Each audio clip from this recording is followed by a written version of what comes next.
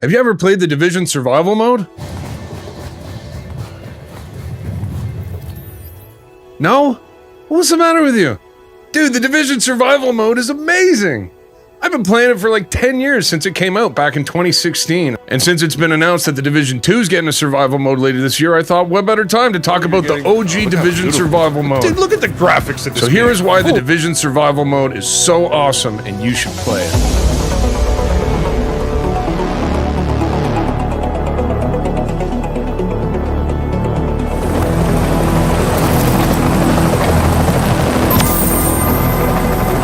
That's how you do it! So why am I making this video? Well, it turns out that the Division survival mode is my most played game on the PlayStation 4. And if you look at my numbers, never mind this other stuff that my wife put on here, but for the games that I played, I put more time into Division from the period 2016 to now than any other game. And all of that has gone into the survival mode. We should be really close to the underground, man. When they released this survival mode as an addition to the base game about 8 months after launch back in 2016, I immediately recognized it as something special. We've got a storm coming in. Listen, it's worse than anything we could have imagined. Do whatever you need to do to get back alive. You're needed.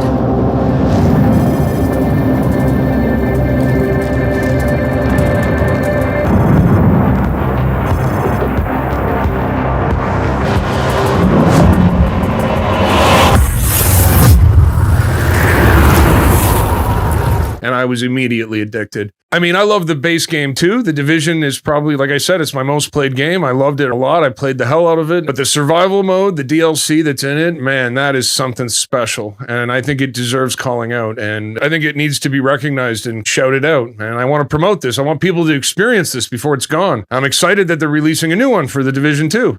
When the Division 2 came out, I was really disappointed. I thought they were going to add a survival mode. That came out in 2019, and I was really disappointed when it didn't have one. I've been waiting for them to put one in, and I gave up hope at this point. But now that the Division 3 has been announced, they're trying to hype us up for the Division 3, and so they're now finally releasing a survival mode for the Division 2 after all these years. Survival mode is officially coming to the Division 2 in 2026. It was announced at Gamescom 2025. The mode is currently in early development under the direction of Magnus Jansen, the original creative director of the Division. It will have a survival extraction experience set in a blizzard-ravaged Washington, featuring resource management, cold weather mechanics, and helicopter extraction, just like the original. It will be inspired by the original Division survival mode, but with new mechanics and improvements, not just a remake. There's no exact date confirmed, but it should be coming out in the fall, late 2026. So yeah, I thought this was a perfect time to go back and let's talk about the original Division survival mode. So it's still active today. You know, the game has been going strong for 10 years, the base game. It's bigger on the PlayStation 4 than it is on the PC. On the PC, you can see after all these years, I mean, it peaked way back 10 years ago at 114,000 players. There's only like 800 people playing it now, but on the PlayStation, there's a lot more players. They're still going strong. You can always find matches there. The base game is a third-person looter shooter, mostly co-op, but it also has PvP elements. It's a lot of fun. You cruise around Manhattan and you shoot a bunch of bullet sponges and you get to visit all kinds of interesting places and grind up gear and unlock stuff. But then when they put this survival mode in, it was like a separate mode, separate from the base game. You go into this lobby down in the main station and you queue up and you get into a match. And survival mode is 1 to 24 players. I mean, you can play PvE or PvP. So what is it? It's basically an extraction shooter like Arc Raiders that was way ahead of its time, where they drop 1 to 24 players in a super hostile blizzard Manhattan map with nothing but a pistol, and the player has to compete with other players to find resources and survive long enough to make their way to the dark zone in the middle and extract. You know, I'm a huge fan of survival horror games. I also love shooter games, and this is the perfect mix of those. You know, it's an extraction shooter like Arc Raiders. You're trying desperately to survive against the hostile environment that's trying to kill you at every turn.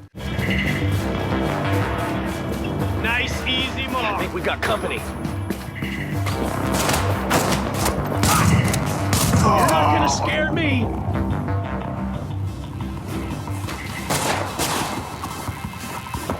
You won't laugh.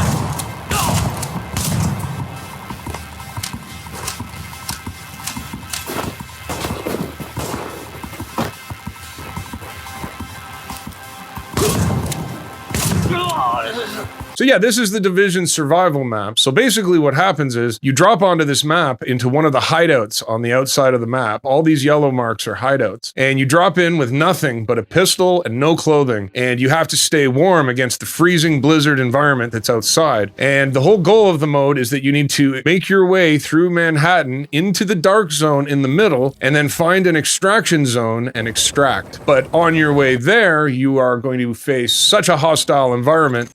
Core temperature is below optimal levels. Looks like we gotta fight.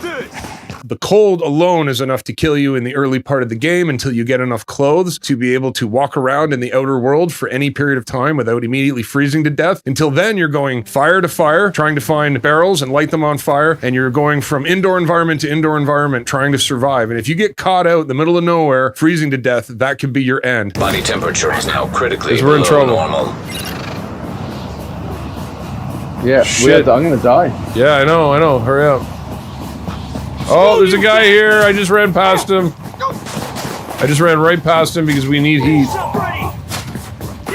I can't find heat.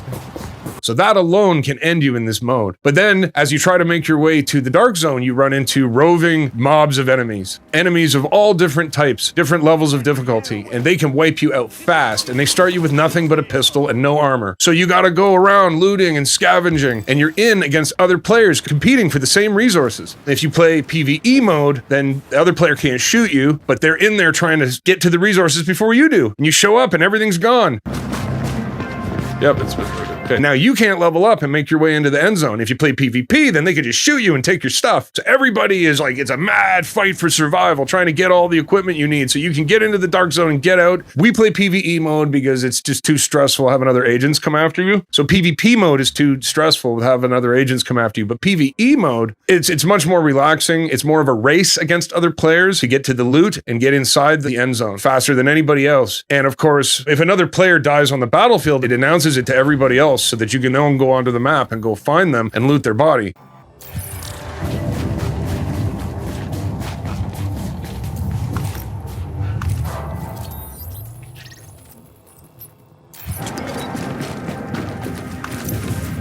So you can still totally do that, but you can't kill them in PvE mode. You just have to wait for the elements or the rest of the game to off them. So yeah, the mode is 1 to 24 players. If you come and you line up in a match, it will try to match make you with other players. It will wait for a little while. And if it finds people, it will drop you in. If it doesn't find anybody, it'll drop you in alone. Whether you're in PvE or PvP, you can play Division mode single player. The game is still active and there's still lots of players, so you'll still run into people. And you don't know how many players are on the match with you at the beginning until one of them dies, and then it makes an announcement of how many agents remain. Or if somebody makes it to the dark zone, it also makes an announcement. And then, of course, that's very sad. Body temperature dropping below normal levels.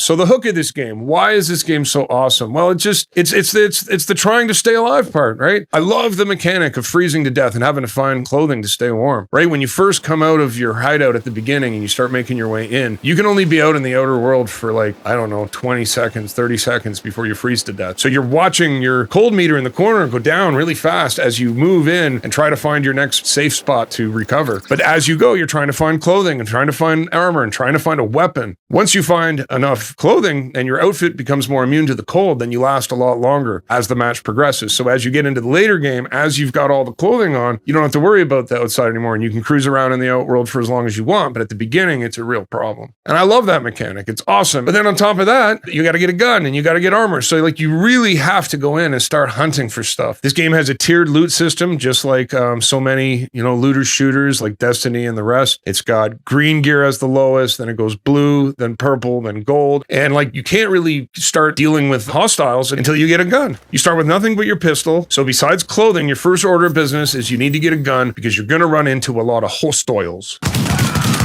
Additional hostiles detected. And they can wipe you out really fast. Shouldn't take a second. I can't get to you now. That's a yellow guy too. Holy fuck. For you. It's game over.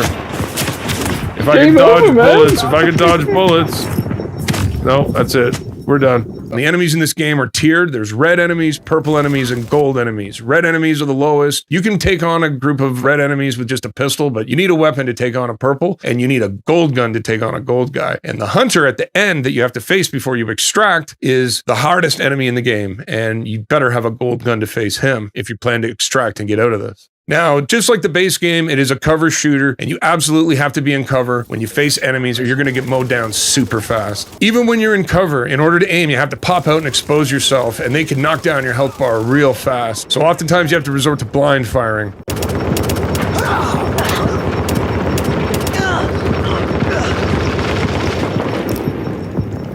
My day to waste you. They do give you some gadgets and gizmos. You can get a turret, you can get pulse, you can get these explodey balls, you can get a shield. There's all kinds of amazing gear that you can also get, but from just a gunplay standpoint, you very much rely on cover. If you're caught out in the open trying to open fire on enemies, you are often going to take a lot of gunfire and damage back. So before you even engage an enemy, you have to get into cover, find a position, make sure you have an escape route, and then very carefully consider whether you want to engage, because the game and match can end very, very quickly. Error. Multiple fatal injuries detected. Another thing that happens all the time is because you're sprinting around in the freezing cold, especially when your cold meter has run out and you're actively freezing to death, you are panicking trying to find a heat source, and you start sprinting in the dark, running, trying to find a place, and you run right into a group of enemies, and then they turn around and mow you down, and that's the end of your match. It happens all the time. And yeah, in this game, on top of the cold, you got to manage hunger and thirst. Thirst governs your ability to see items in the world. If you're hydrated, items glow, and so then you can find the loot and get it. But if you're run out of drink, then your eyes aren't very good and you can't see the loot. That's kind of the whole shtick of it. So you need to be constantly drinking water in order to be able to see the loot. You need medkits in this game. This game is all about the medkits. The medkits are the only thing that can revive you when you go down.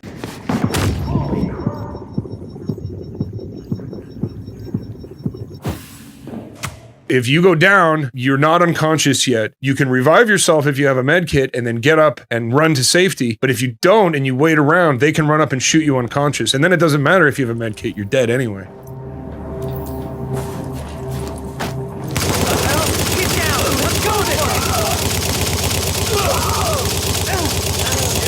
Body temperature is now below what is required for normal metabolic function. So the med kits are your lifeline, but besides the med kit, you can use food to heal yourself, but it heals you slowly, right? So if you've got 3 bars of health, it goes down to 1, and you want to bring it back to 3 without a med kit, you take a piece of food, and it slowly works itself back up.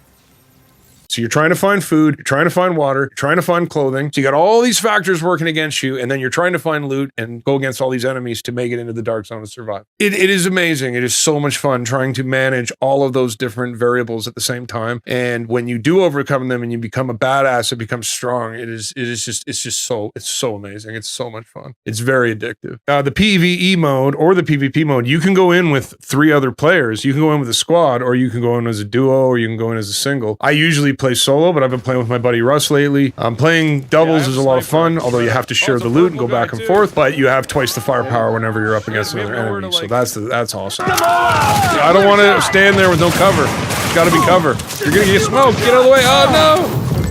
And then you can also revive each other, but of course you need a med kit. And I've had many experiences where Russ was down and I couldn't heal him because I didn't have a med kit, so he's got 5 minutes on the clock from the time he goes down, even if he's knocked unconscious, before he gets booted from the game. And I go on a mad dash searching through the map trying to find him a med kit to get him back up and back in the game. Nope, no med kits. So I don't know, man.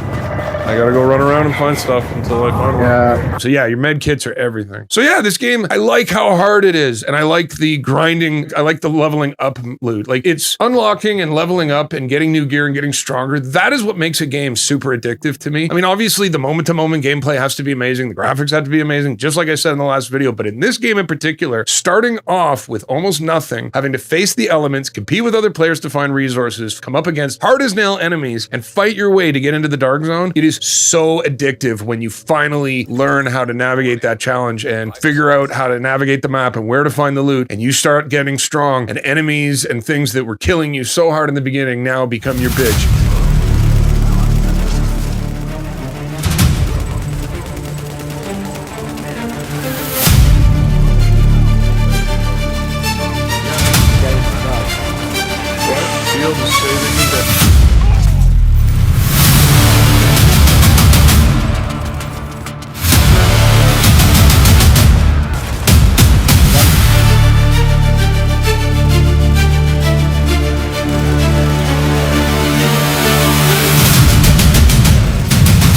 Now, every match, your goal is to successfully extract, and each match lasts about an hour. You usually die in 10 to 20 minutes of starting the match, and certainly at the beginning when you start playing this game, that's going to be your experience. But as you get better at it, if you make a successful run and get into the dark zone and have a chance at extracting, your match is going to come in at well over an hour. So this is a bit of a commitment to get into a match and to make it all the way to the end. And you are given a timer because the premise of this game is that there's a huge pandemic and that you have caught some kind of infection and you have to constantly take medicine and pills to stave off your inevitable collapse. So even if you try to play it as safe as you want and hide in the corners and take your sweet time, you will eventually run out of time and die. So you do have a clock. You got to get in there within a certain amount of time. And so the pressure is always on. So in order to succeed in this mode, the player is going to die over and over again. You have to get good enough at the gameplay loop to be able to navigate successfully the hostile environment to make it all the way to extraction. In order to do that, you got to get all the right gear, be able to take out enemies consistently. You need to craft the mask that lets you into the dark zone. There's a specific item required to get into the dark zone. Then once you're in the dark zone, you have to find division tech, and you need the division tech to craft the flare that you use to call the helicopter to get out. Then before you get out, you got to kill a hunter. So a hunter is a badass super soldier that's specifically assigned to take you out. The hunters are basically agents like you who have the same gear as you. They're all decked out in gold equipment. They have snipers, they have turrets, they have grenades, they have bombs. So as soon as you pop that flare and call for the extraction, that hunter shows up and you hear the ominous music and it tells you that a hostile is in close proximity. High threat target detected. And then you got to get ready for the biggest fight of your life. Flare Threat gun present. required for I'm aware of extraction that. is not detected. Oh, he just got me with a friggin' ball! Get away! Get away! Just waiting. Oh, he's shooting me! I had to use my last medkit or I would have been dead. My pulse is not ready, and he just grenaded the shit out of me. I don't even see him, man. Jesus, 12 o'clock. Where is this bastard? Oh, there he is. I'm dead.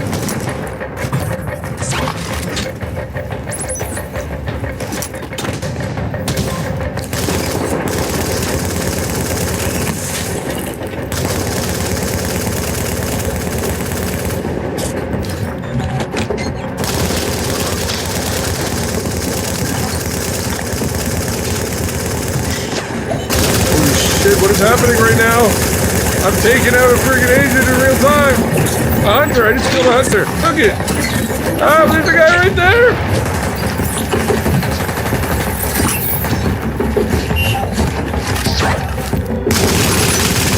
Come on, kill him. Oh, come on. Yes, killed 2 hunters. Take that. This is way ahead of its time. This is like Arc Raiders. It's a really high, stressful extraction shooter where everything is trying to kill you. And it creates some of those amazing dynamic moments where you have the most harrowing experiences and get out alive. Oftentimes you get your ass kicked and it can be very frustrating, but it's so rewarding when you do win that you just keep coming back for more. Now, unlike Arc Raiders, you don't get to take any loot into the game. You come in naked and you have nothing. You have a pistol and no equipment. So the gear you're taking out is for use in the regular base game. So you're not playing this really for the reward of what loot you're taking out of it. I play this because I enjoy the game. I enjoy the experience itself. It is its own reward. Now, if you're really addicted to the base game and you want to grind loot out, you can extract and take all your loot. If you die, they send you back to the lobby and you get nothing. Just a little bit of experience for your crappy playthrough. But if you get all the way to the end and extract, you get to keep all your loot, including all the gear caches, and they score you based on a whole bunch of different parameters, and based on that score, it awards you more XP and more loot. I don't play this for the loot anymore. It's got to the point with my character where I have so much loot, it's ridiculous. I've been playing this game off and on for the past 10 years, and I just get the gear and destroy it as soon as I get it, because I'm not playing it for the gear. The gear actually becomes a burden to me. I just want to play the game and enjoy the extraction experience, and I've had so many harrowing experiences. My wife and I have been playing this together. We both got addicted to it. She'd sit beside me with the map, and she would help guide me as I'm trying to make my way through. She'd pull up a digital map like this, and if you turn on all the filters, you can start to see where all the equipment is. And if you go even deeper, it starts to show you where the underground maps are. And there's so much stuff in this world that you can get. It has underground spots. It has subways and all these different places under the map. And if you go down there, you find the best loot. And so as you play this more and more, you get better and better at it. You start to get to know the map. You get to know where the loot is. And my wife has been able to successfully navigate me towards many undergrounds on the way there so that I'm really well kitted up. And then by the time I hit the dark zone, I'm in good shape. And then we have certain paths in the dark zone that we run that we know where the enemies enemies are going to be, and we know where the division tech is. But you know what? Everybody else also knows where that division tech and is running for the lowest hanging fruit. And so if you show up late to the game and other people have got to the dark zone before you, all that stuff is gone. And now you got to go searching elsewhere in the map in much more of the harder zones to try and get that division tech so that you can extract. It creates this kind of race to the dark zone. Yeah, when you launch in, there's really going to be one of two strategies that you play. You either make a mad dash to the dark zone, craft the mask, get in as fast as you can, and then go for the division tech, but then you're weak and your chances of getting killed are really quick, and it's really hard to make it to the dark zone if you don't have a lot of gear. So you have to decide, like, how much are you going to waste time collecting gear before you make your push into the dark zone. So if you rush in, you'll be the first to get the division tech, but your chances of dying are a lot faster. The other strategy is to take your sweet time, and then of course you can move around and collect gear and get really strong, but somebody else is getting into the end zone sooner than you and getting the best gear before you. So that's the risk. That's the way you got to play it off as you're playing. And the clock's always ticking, and the blizzard is always trying to kill you, and the infection is always trying to kill you, and the enemies are trying to kill you, and other players are trying to kill you if you're in PvP. It's a world that everything's trying to kill you, but it's so much fun, man. Shit. He's dead. Get him out. You're all dead. Get him. He's gotta die. And like I said, the graphics are just spectacular. You know, look at the graphics, man. They've never done Blizzards as amazing as this. I can't believe this is a PS4 game that came out in 2016. It's 10 years old. It absolutely puts almost every other game out there to shame. The graphics of this game. Holy cow, man. This is a PS4 game. I mean, The Division 2 had slightly better graphics, but I still think this is more impressive. Seeing Manhattan in a winter blizzard, like, look at the visibility, look at the lighting. I've come into places in this that I'm absolutely blown away at the graphics. It is so awesome. I just can't believe a game that this old still looks this good, and I don't think anybody's made anything that looks like this since. I should say that the game runs much better on the PlayStation 5. I've got a PS4, a PS4 Pro, and a PS5, and even the difference between the PS4 Pro and the PS5 is like night and day, man. PS5, it runs smooth as butter, 4K, it looks amazing.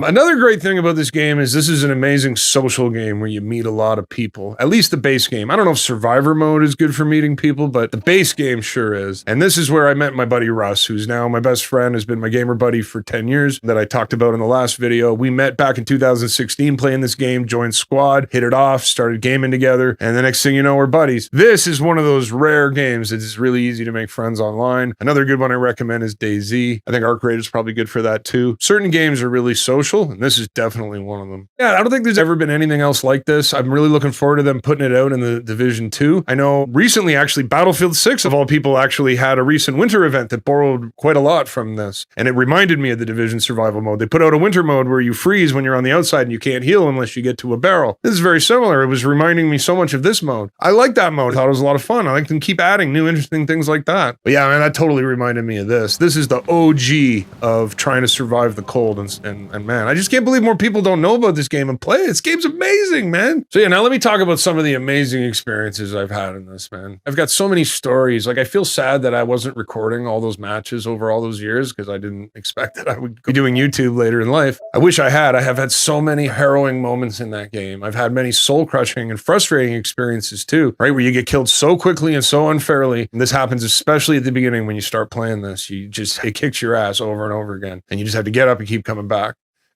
Sound familiar? And then there's other instances where, like just the other night when I was playing with my wife, we were playing all our cards correctly. We were getting all the right gear. We went into the underground. We leveled up. Everything was awesome. And then I just made a bad mistake at one point where I backed myself into a corner, started shooting a dude, and then everything came pouring down on me. I'm dead. Lethal injuries detected. I had another match where I was going down a road, you run into three dudes, you start shooting one, and then somebody comes rolling in behind you, you get killed from both sides, that's the end. And it didn't matter that you had all this amazing gear, you're toast. It is a brutal and unforgiving environment, but if you can figure out how to navigate it, when you can make it to the point where you're in the end zone, and you're finding division tech, and you're unlocking all the gold armor and all the gold gear, and you're going down into the contaminated zones, and you're wiping out gold mega bosses, you feel like such a badass.